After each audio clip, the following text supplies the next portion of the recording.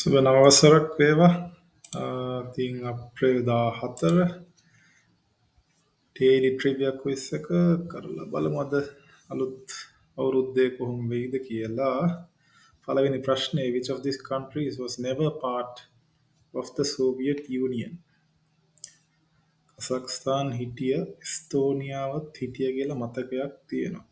එතකොට බල්ගේරියාවයි මෝල්ඩෝවා හිටියේ නැහැ කියලා. හරි.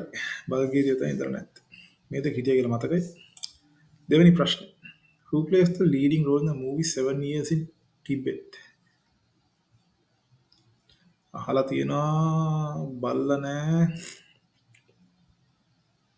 Orlando Bloom, Brad Pitt. ඉතින් බලන්න ඕන ෆිල්ම් එක 7 Years in Tibet. Where is Lapland? ඔය උඩ හරිය තියෙන්නේ. නත්තල් කාලේදී ඔක ටිකක් famous වෙනවා. What place on earth has the lowest elevation on dry land? Lowest elevation on dry land. ඒ කියන්නේ අඩුමකින් තියෙන එක. මගේ ඔළුවේ තිබ්බේ කැපිටල් සිටි එකක් විදිහට නම් බාකු තමයි ඔළුවේ තියෙන්නේ. ඩෙඩ් සී එක shores of ඩෙඩ් සී බලමුද? මොකද ඩෙඩ් සී එක සෑහෙන පහතින් තියෙනවා කියලා කරේ එක්ක මුදු මට්ටමත් එක්ක තියෙන. which of these animals is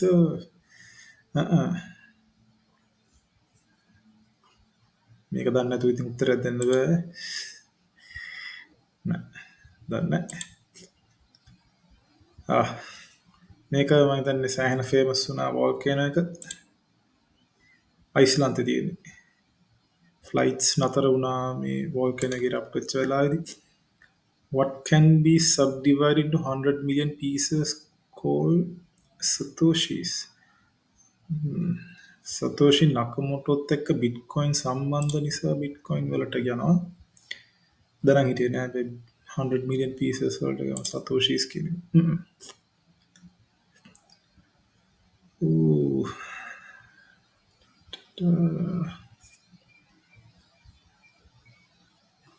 Anthropology, history. Nope. Halley's comet හැම අවුරුදු 76කට සැරයක්ම අන්තිමට මම හිතන්නේ අපි දකින්න නැත්තේ 1980 ගණන්වල. නෑ ඊටත් කලින් 2035ද 55ද පෙන්වන්නේ තියෙන්නේ. 76කට සැරයක්. ඒක ඉස්කෝලේදී උගන්වනවට මතකයි. What word can be translated into English as I bow to you?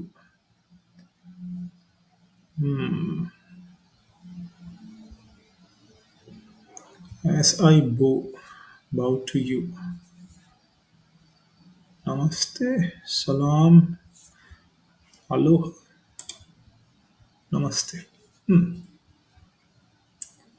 අලුත් අවුරුද්දක් හොඳ දවසක් නේ. නමුත් දැන් අලුත් දේවල් කීපයක්ම ඉගෙන ගත්තා. එහෙනම් අපි ඊළඟ දවසේ ක්විස් එකකින් ආයෙ හම්බෙමු.